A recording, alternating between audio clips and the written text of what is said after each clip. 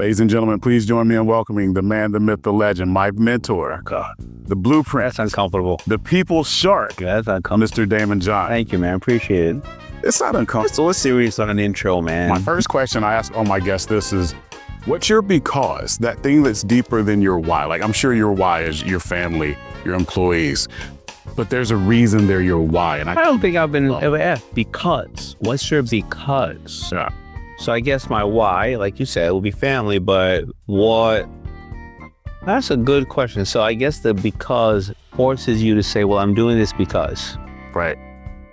Right. I ease into things that in my economy all perspective, right? But in fasting, I usually take me about a year, 6 months to a year to ease into things. So fasting. Mm-hmm. We'll get to this beautiful piece behind this. There was a conversation you posted on Instagram, I think, when you ate like a year-old turkey leg or something from the freezer. Well, 2-year-old. 2-year-old. Why? Why not? Why not? All right, let me break it down to everybody here. Let's like my wife, who's like, that's a leftover. Walk away with the most powerful thing you can ever do in your life, and you at least leave with your dignity. You feel comfortable about the situation, and you go, it's not here because I've decided that it's not here. I left everything on the field with them. I'm cool. There it is. There it is. This is Mick Unplugged. Let us uncover the because. That thing that drives you. That thing that fuels you. I'm ready if you are. Let's go. Ladies and gentlemen, welcome back to what I'm going to say is the most personal, the most guided episode of Mick Unplugged in the history of Mick Unplugged. In the history of Mick Unplugged. Growing up, most people wanted to be like Mike. I wanted to be like today's guest. The way he moved, the way he built, the way he made us realize that it's not how you start, it's how you finish. Ladies and gentlemen, please join me in welcoming the man, the myth, the legend, my mentor, the blueprint. That's uncomfortable. The people's shark. That's uncomfortable. Mr. Daymond John. Thank you, man. Appreciate it. It's not uncomfortable. It's so serious on an intro, man. Because that's what you mean to me. I appreciate it. Well, you mean that much to me too. Don't let me start intro and how great you are. Don't start lying. We don't have time for lies. But truly, when I was 16, was when I found out. 17. 47. Okay, so I have 9 years on you. Wait, 6? Yeah. 9 years on you. Okay. Yeah. I'm sitting and I see this magazine and I see you, and you're not an actor, you're not an athlete, you're not an entertainer.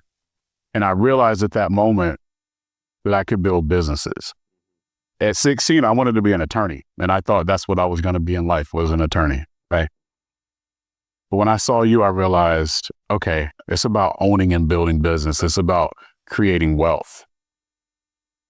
And then I got to meet you many years later and see all the great things that you're doing. And so my first question I ask all my guests this is, what's your because? That thing that's deeper than your why. Like, I'm sure your why is your family, your employees, but there's a reason they're your why. And I don't think I've been ever asked because. What's your because? Yeah. So I guess my why, like you said, will be family, but what? That's a good question. So I guess the because forces you to say, well, I'm doing this because. Right. Right. I've never heard that before. I appreciate that. You asked all your guests that? Absolutely. My because is because I should. And now that because question makes you go deeper, right? Yeah. I should because I've been given this opportunity by God. I should because I've overcome so much. I should because other people aren't doing it the right way or more people should be doing this. And what is that, right? Alertness of things, empowering other people. I should because I'm setting the terms for the way I want to live. Not, and let me get a little, man, I want to be here for about an hour. Not because I want more money. Because the more things you own, they own you. Not because I want boats. I could buy a boat. I don't want a boat. It's irritating. I don't want 7 homes. I can Airbnb. right? I don't want a staff of 200, 500, 1,000 because somebody's going to be treated unfairly because of their gender, their color, their creed, their lack of education, right? Because somebody else is going to want to take their credit and they're going to push them down. And these people sometimes are not going to be able to feel like they are rewarded for what they've done personally, or they didn't get there because they didn't do this. They're going to say it's the system. So, I mean, I think those are the things, those becauses are really powerful things, you know? I don't think I've ever been asked that before. Thank you. I love it, man. I love it. So you talked about you've overcome things, and not to make it personal or even to talk about all those, but I mean, it's personal you want. I don't care. No, but it's what I've always appreciated about you from afar before I really got to even know you was life is never easy. Right. Even as business owners, as business leaders, we start the year off with an amazing plan. But by the third week of January, that plan is usually going out the door. 100%.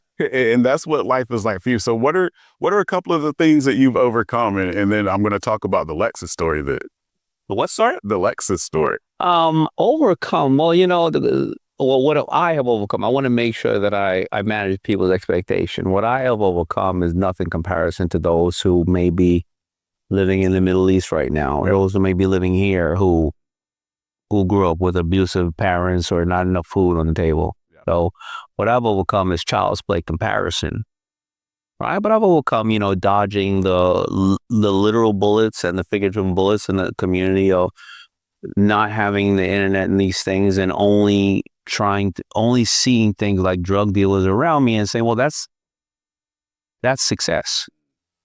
Because the people in Queens, they got on the train in the morning, they went to the city to work. You didn't see them. There wasn't no social media showing them. They looked like just people in suits. Yeah.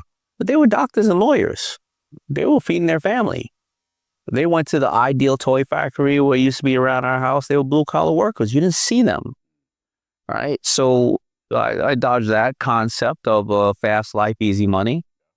I dodged the concept once I started making money. What is you supposed to do with it? Well, I'm supposed to buy houses, cars, do drugs, and, you know, be like some of the people we see today on the news taking advantage of that power that they had, because that power is addictive. It's a drug. You know, I've overcome the not having a formal education, being dyslexic, walking in a room and people are automatically doubting me, or my perception that they already doubt me. It doesn't mean that they doubted me. Yeah. My perception, because I'm this. Every person could walk in the room and say I'm this. Wealthy people walk in the room and say, well, you think I got it easy. But, you know, nothing, you know, I think all the trials and tribulations, like most of us have done, you know, finding that healthy balance, knowing your why and being very honest with you about your why. Mm-hmm. Mm-hmm. I dig it. Cancer. There we go. You have on the Sharkgevity shirt. One of the things that you've got me doing is fasting. Look like you lost a couple of pounds. More than a couple. I have been. And I was surprised at how easy it is. But you told me, Mick, you're going to fail. I'm surprised at how fast no joke it is. No, like, you're supposed to go intermittent fasting. We were sitting one night, you were like this. All right, I'm done eating for how long did you that one night you stopped eating for how long? 40 hours, because that's what you told me to do. I didn't tell you to do 40 hours. Said it was doing 40 hours. That same thing. You told me to do 40 hours. What would your mama say? Somebody jump off the bridge. You want to jump off the bridge down? What's wrong with you? You're supposed to slow into it. Yeah, but my mama didn't tell me to jump off the bridge, though. You told me 40 hours is what you did. And I said, all right, nobody do 40 hours right away, because you're going to fail. You're going to get mad at yourself. You may not have the endurance. Like, I mean, he's a very special individual. I'll get to him one day, maybe today. He's a very special guy. He's built it's a little bit different, which is great. But he just went, yeah. Basically, what do you say? You can only do two things at a time. And so every time I talk to him, if he's like, yeah, I'm fasting, he's like, thank you. He have to walk off. And he come back fasted already. He just off. But that's a great quality you have. Again, I focus on two things at a time. You said fast, so I did. And then you said, oh, by the way, here's some supplements you can take that'll help you do it. And then you gave me some blueprint, like just drink black coffee. I don't drink coffee, or I do, but now I do drink black coffee. Yeah, it helps you do it. All the little things. So that version of you. Yeah. And you go in. But I'm the absolute opposite of you. I ease into things that in my economy or perspective, right? But in fasting, I usually take me about a year, 6 months to a year to ease into things. So fasting. Mm-hmm. We'll get to this beautiful piece behind this. Took me about 2 years because it's a bigger concept art. Mm-hmm. Sharkgevity. That took me many years. I'm the kind of person that, it's almost like when I go shopping or not shopping, when I'm out and I see something I like, I don't buy it. I go home. If I can't stop thinking about it, maybe I'll buy it. Okay. And it has to go, I have to stop. I can't stop thinking about it for a while. Wow. You seem to be able to just turn it on. Now, once that point gets that it turns on, I'm on. Okay. But I'm on only because I tried to rip that thing apart or think about it 100 different times. Do I still like this? Do I really like this? What am I doing? And once I'm on, that's it. No failure. Straight. Okay. I appreciate that. And I think for me, it's because of what you've meant to me in my life that when you tell me something, I just like. Yeah, I appreciate that. But you're going to end up like in Guyana with Jim Jones. Stuff like that. Huh? If you tell me. Don't. Whatever you do, don't follow this advice. No, but Sharkgevity, man, like it's one of the things that for the last 3 months I've really been trying to dial into.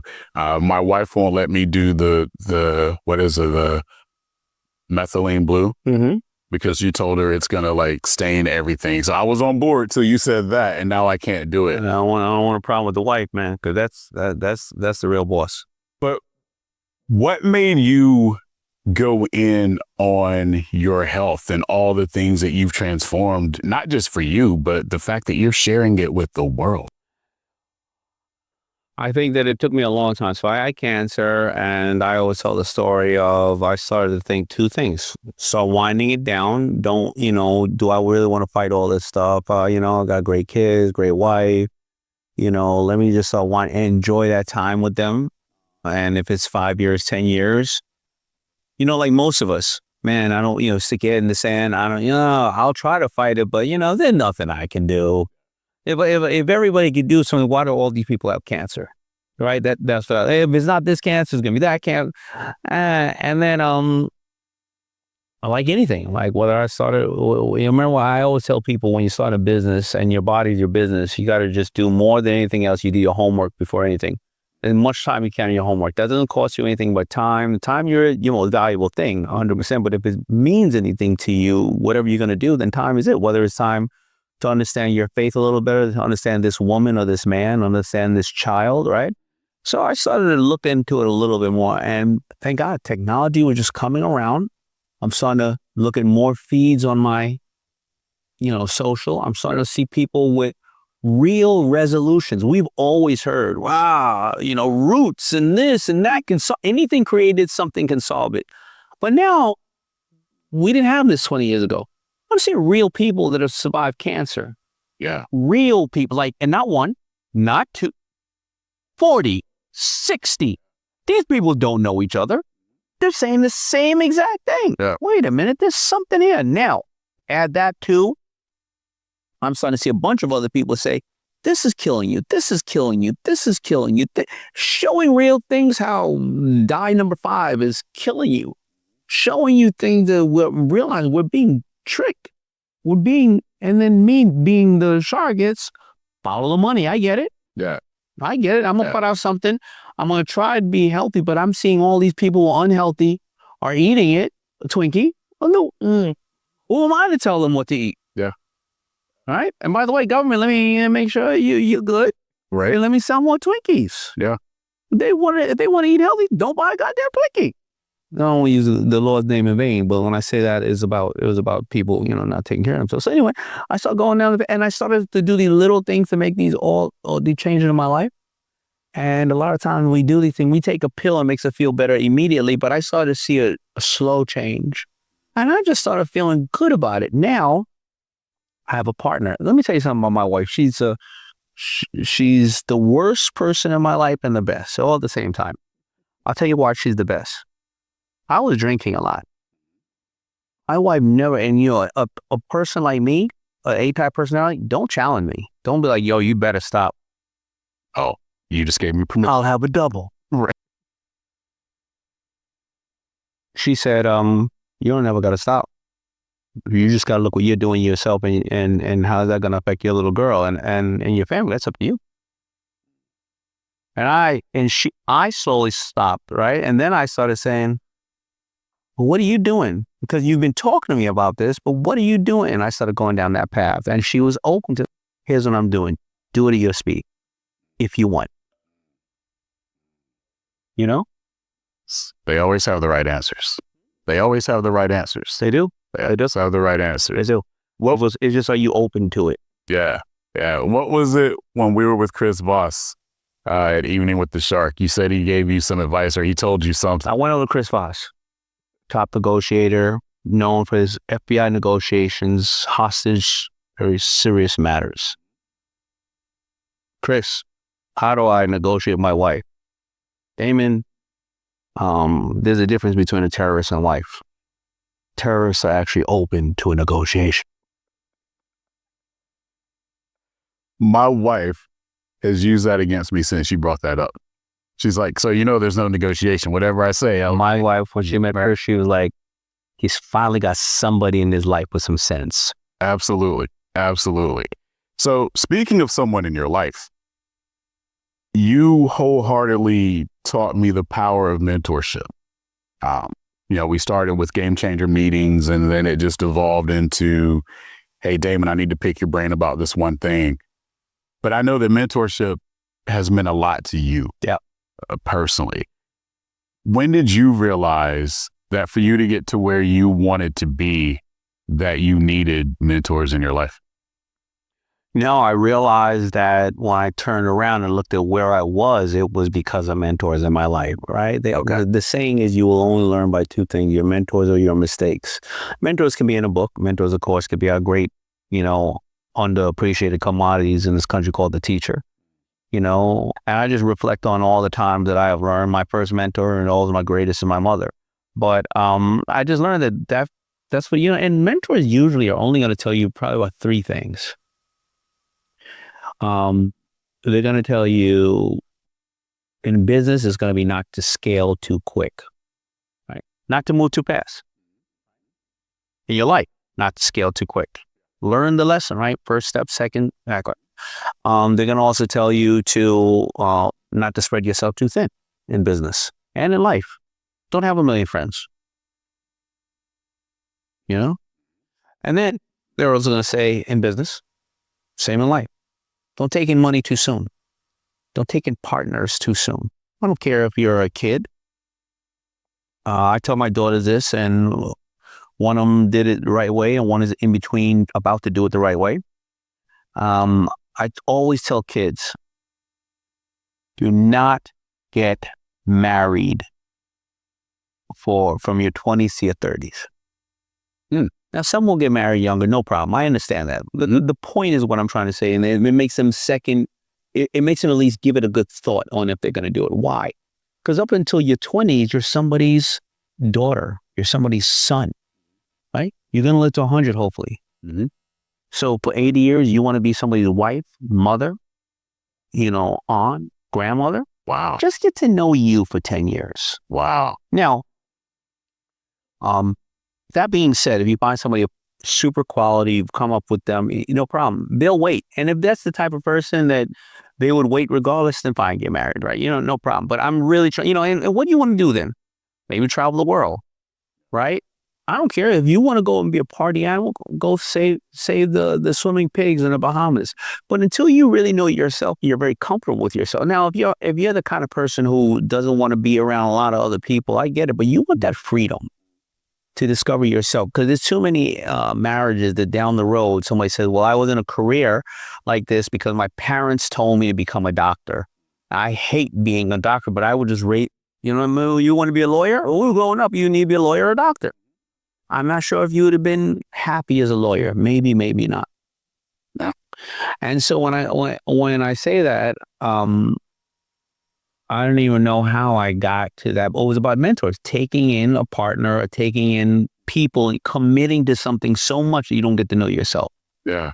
I want to unpack something you just said, though. So people scale too fast, or they think they want to scale quicker than they actually need to. So slow down. Talk to the business owner, the business leader, even the individual in their life about what you mean by don't scale too fast. You know, well, everything has its own kind of, okay, so if I'm talking on a person, don't scale too fast. Well, if you have an opportunity to travel, you know, don't scale don't change your life so fast. Slowly change it, right? You know, the 20% of this exciting thing you want to do with this person, this place you want to go, make it 20%, and then it slowly moves 30, 40, right? You know, gone. But in a business, for sure. In a business, you don't want to scale too quick. Because, you know, when I started Fubu, I had 8 stores I sold to in New York. I could have sold to 12. I could have sold to 40 stores around the country. Well, before really technology came around, they always said that you need to have a business, especially in your local business. You should have all of your eggs within 5 miles of each other, so you can easily, you know, utilize staff, travel, Now all of a sudden, you get this one store. It's like somebody who wants a franchise. Now all of a sudden, they got 2 franchises in California, some different rules. You're taking your eye off the ball. The scalability of having 8 stores and 12 stores, you're not changing your life, right? So if you're doing 8 stores and every one of the stores is doing $20,000 a piece, let's do an even number, $25,000 a piece. All right, you're doing $200,000 out of the stores, and let's say you're making a 20% margin on $200,000. It's approximately $40,000. Okay, going and adding another 8 stores around the country is not going to relate to more of a net than 40. Because now you're spending a lot of time and energy. It's eating up your initial 8, and it's expanding you a little bit. But what you're not doing, you're really not figuring it out. Instead of concentrating on that 8. Yeah. I can say that when I was dating. I'm not a person who loves to date, you know, like one night stands and all that kind of wild stuff. I mean, you know, is when Fubu blew up, and in between my first marriage and my second, I was single. Mm-hmm. When I realized when I was dating a good amount of people, just seeing them, you know, all over the place, I realized I wasn't getting any quality time with anybody. I was spending more time fielding calls and I didn't get any quality time with it. When I started to just really say, you know what, I don't want my little girls to see me with a lot of other people. I never want them to think that there's something more important than them, this and this and that. Let me just chill. Let me just even not talk to anybody. Yeah. Or let me just kind of concentrate on this small little, you know, group, 1 or 2 people, and if it works out, I am meeting a great woman, right? Because I wasn't spread all over the place. Right. It's not about when you bring people in your life and business and everything else. It's not that the fact that, you know, you want to change all of that. You start to change and you start to accept. I want to concentrate on this business. Just do this for my customer. I want to concentrate on my relationship. Just do this. You start to become that person that you hopefully want to be. You know? Yeah. Absolutely. Absolutely. So I want to talk about one of the most brilliant pieces of advice you ever given me. So last few years, I've really been into investing, right? I run businesses. And you said, you know, Mick, are you doing it from your heart when you're investing? Or are you really concerned about MMH? And I was like, what the hell is MMH? And you were like, that's my money, homie. Talk to us about why that is so important for new investors, even seasoned investors, that you get caught up in the story that sometimes you got to remember you're investing for a return most of the time. Well, because, you know, investing is, and I'm the king of, like, if I had to give my own self Shark Tank advice, I would have to change a lot of things. But I make a conscious effort of doing things where I'm doing it because I just want to do it as philanthropic in my field, and then it becomes something great. Mm-hmm. But when you're looking at it from your money, like what is it? I don't want to be Kevin O'Leary. Money doesn't lie. It's pretty simple. And what are you really doing it for? If you want to do it for philanthropic reasons, fine. You want to do it because you want to give people an opportunity, that's great. I see a lot of athletes who, they go and do these great, what's it called, charity fundraisers. They spend $1 million to bring a bunch of people out and they raise $700,000. Why don't you just give the $1 million away, to, whatever, 100 different charities, 10,000 a piece, and you still get the notoriety for wanting to be somebody for the community, but you didn't have to deal with traveling people from all around the country for whatever the event is. Right. And then you write it off on taxes, right? You write off a certain amount, right? Because the government incentivizes you to do that. So again, what are you doing it actually for? What is your money actually? It's my money, homie. Like, how's my money working for me? The ideal of a generational wealth is that you have this business, whatever it is.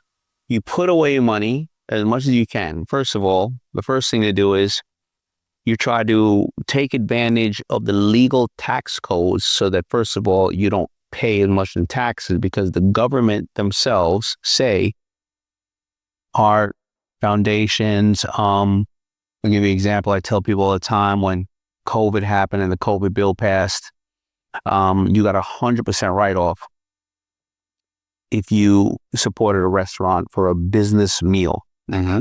Okay. You understand how that's working, and people always get mad when I tell them this.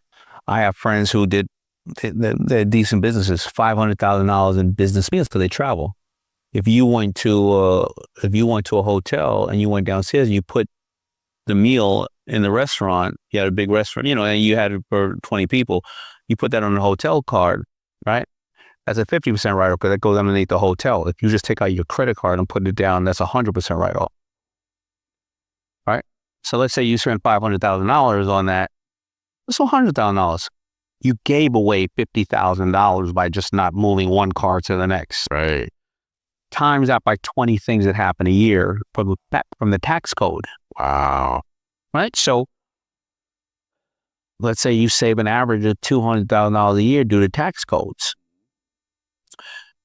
You then put that in your Bitcoin or your bonds or whatever the case is. And so after 10 years, think about what that is, compounding and various other things. That's only $200,000 on what you save. We're not talking about what the business made. Yeah. Right?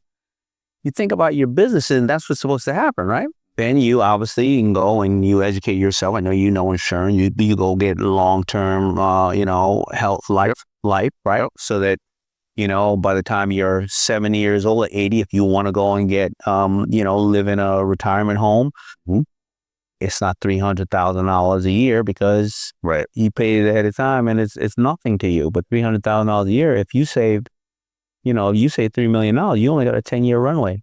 You can't even hand it down to your kids. So again, it's all these financial things that you think about. It's my money, homie. What am I doing? Yeah. Yeah. I love it. So I'm looking I actually should probably get Hillel on here. You got to meet Hillel. He's a great attorney about asset protection, about these type of things. I need to talk to him personally too. Yeah, for sure. Absolutely. And we'll get him on the show. Yeah.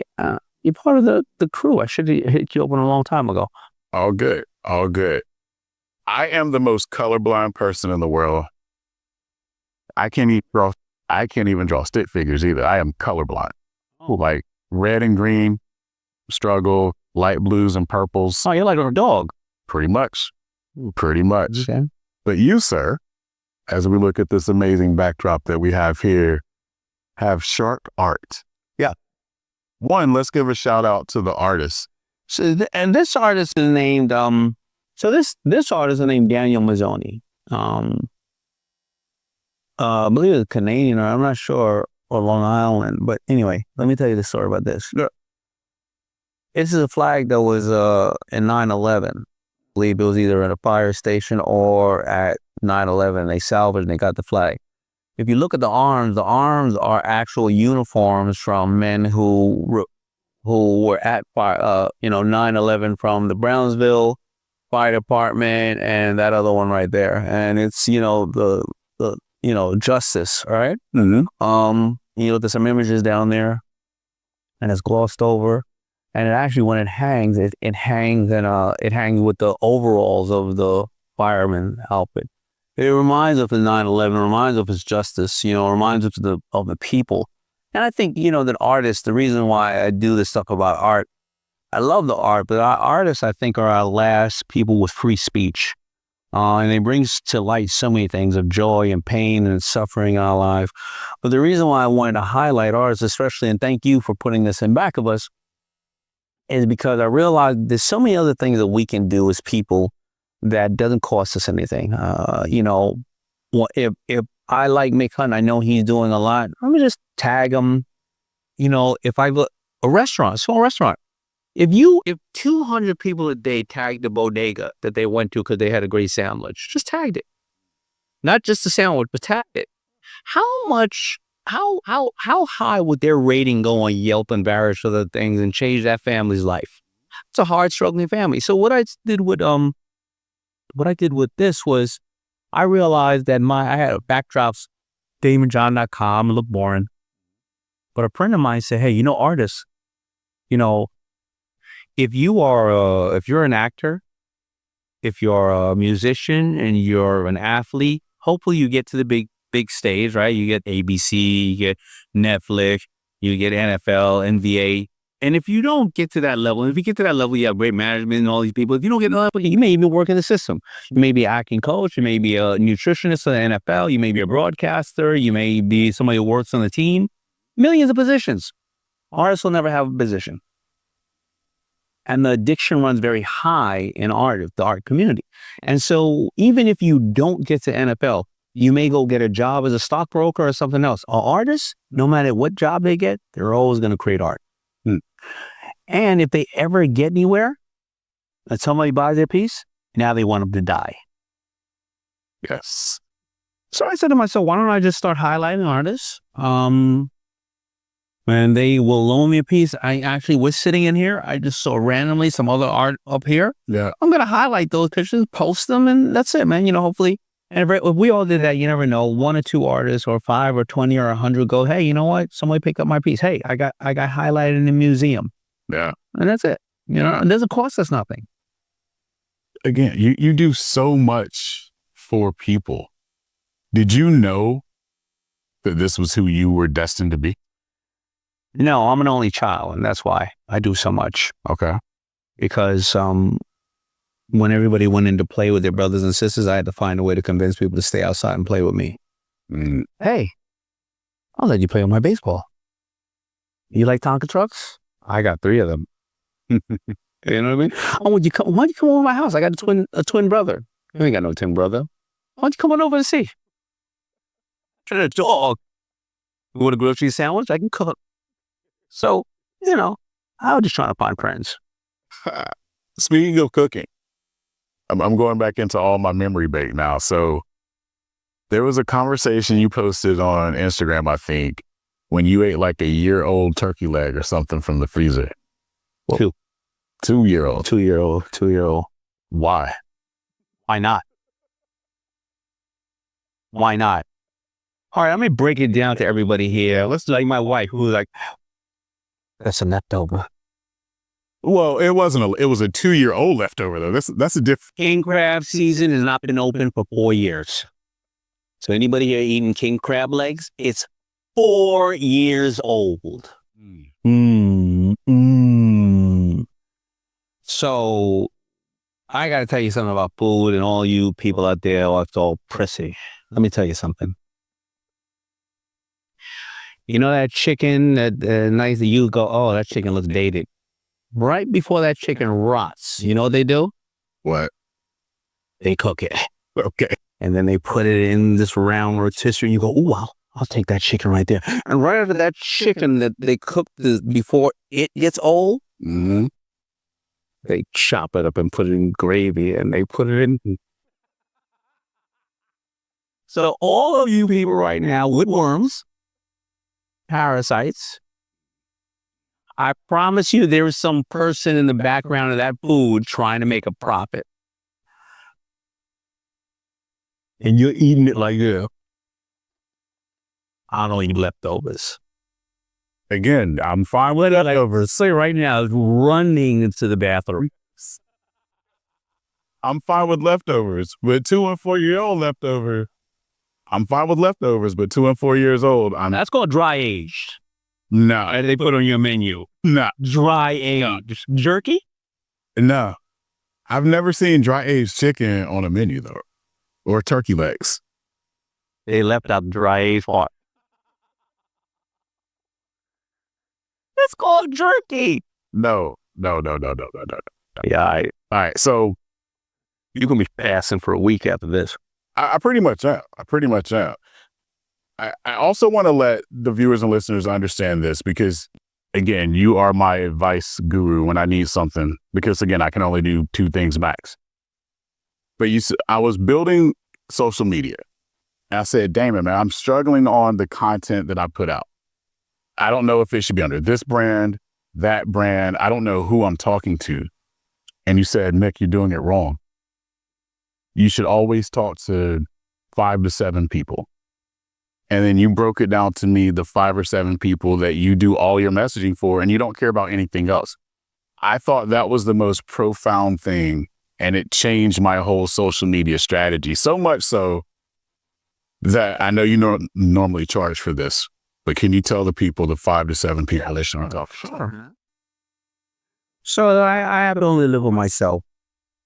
Is my social media the greatest for everybody? No, not at all. I know people out there who are, I'm on CNBC 40 times a week, ABC, I'll be on The View, I'll be on this and that. I got the same 1.2, 1.3, whatever on each platform, or LinkedIn is a little bit better. I'm not going to do anything unless mine will only explode if another category or area I'm in, people discover me and they just like what I'm bringing to that area. The same way that I was a FUBU guy, but all of a sudden you understand that you think I'm a fashion person, but then you see I understand the concept and the fundamentals of business. Now the business audience find me. Actually, the fashion audience doesn't really check with me. I'm cool with that. So I'll never explode, or I won't explode past where I'm at. I've accepted that. And I don't want to, because honestly, if I do something crazy out there and I explode, well, those people are short-stayed because I'm not going to do it again. Yeah. Unless I turn it on there all the way, and then I won't be happy with myself. So I'm pretty simple. When I post something, I post something that I'm a spiritual person and I don't like to push my beliefs on others, but would God appreciate what I'm posting or what he looked at is, a negative way? Then the next thing is my family. Well, my wife be at the grocery store and somebody say, what your husband posts? It could be anything. It could be something that's disrespectful to women, disrespectful for religion, violence. Yeah. Now let's get to number 3. The people that I work with, my staff, my team, ABC. Mm-hmm. I don't want somebody calling ABC going, "Hell, man, I happen to like some stuff that may be off color." We all do. Yeah. But ABC, they're going to be like, "Is this your guy?" My staff, I don't want somebody to say to them, "Is this the asshole you work for every day? This person said something that was misogynistic. Are you crazy?" And then, the next couple of people would be in their young kids or entrepreneurs who are looking up to me. And I shouldn't do anything that makes them feel like I'm letting them down. Yeah. And then the forward-thinking ones are the ones who are checking for me. I want you to know who I am. Right? So Chase, all these other people, all these big companies, this is what he's about. And the last but not least are the ones I want you to know who I am, because this is what I'm not about. Don't come to me and you want me to do all this and that, because if you see all this, then I'm a hypocrite if I take your deal. Yeah. Yeah. Amazing. Again, for everybody watching or listening, that strategy changed my life. And it's not even a strategy. It's just the way that I do things now. I'm not trying to please everybody, but I also don't want to upset the people that matter the most to me. And so that really touched me. You can be very I think people think that you have to be so hard one way or another. Like I was telling my staff the other day, I said, we have a lot of opportunity out there. We can drown in opportunity. That's my biggest issue, my biggest shortcoming. I want to do a lot of things. Now, I understand and I know how to cut it all out of the way, but if I don't do a lot of things on my own side, well, I'm going to do it for Shark Tank anyway, because that's my obligation. So why don't I have some of my vested interests in this kind of diversifying of the portfolio? However,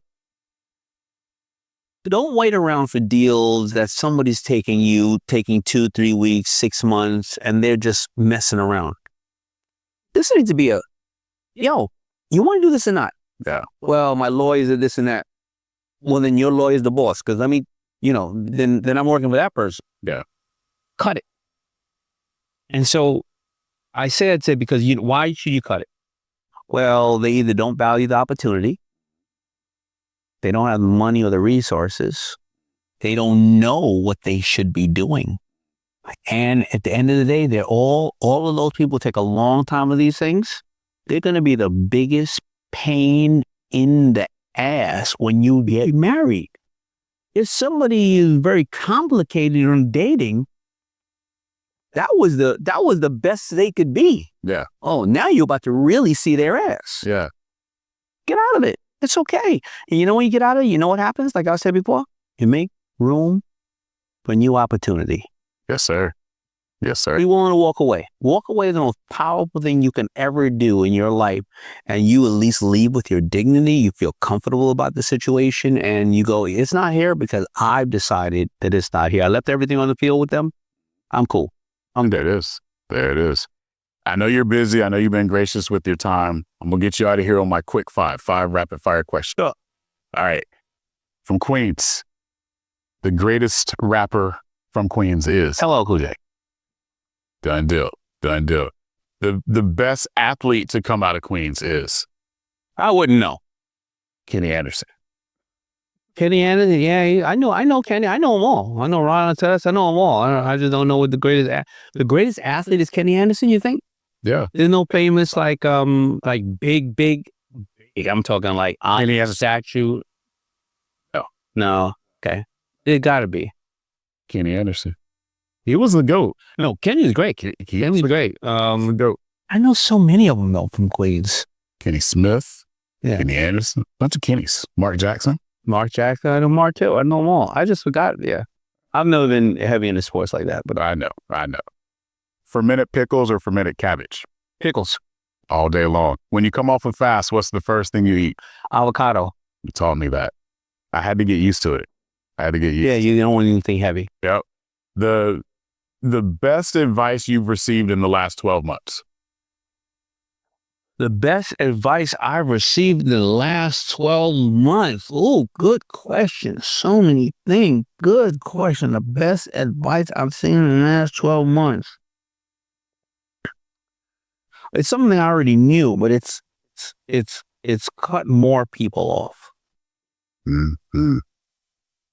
After COVID, I think we're looking at what's going on with people mentally after COVID, with social, with AI coming around. People are screwed up in the head.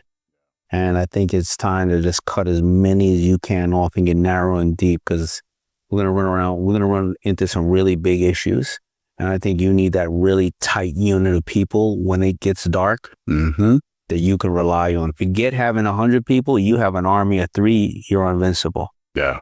Yeah, and you taught me that too. For everybody listening or watching, what's one thing you want them to know that you have going on, you have coming up? Selfless, shameless plug for my mentor, Daymond John, right now. Well, first of all, I want to talk about this, man. How to be a good leader. I want people to read that, because that's important, because, leadership is important. And when you learn this stuff, you learn a lot about yourself. Right, how to lead. What do I have going on? So I have Sharkgevity, where it is, I'm just talking to people about biohacking and biohacking. Fancy word for longevity. And why am I the expert in this? Because I'm the weakest person on the planet when it comes to food, and I have a horrible travel schedule.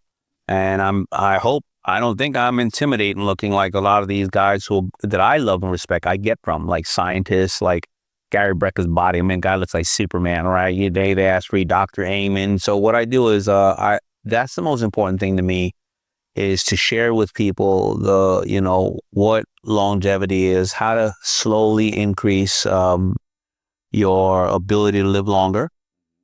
And the way I do it is by showing you my faults, showing you what I'm going through.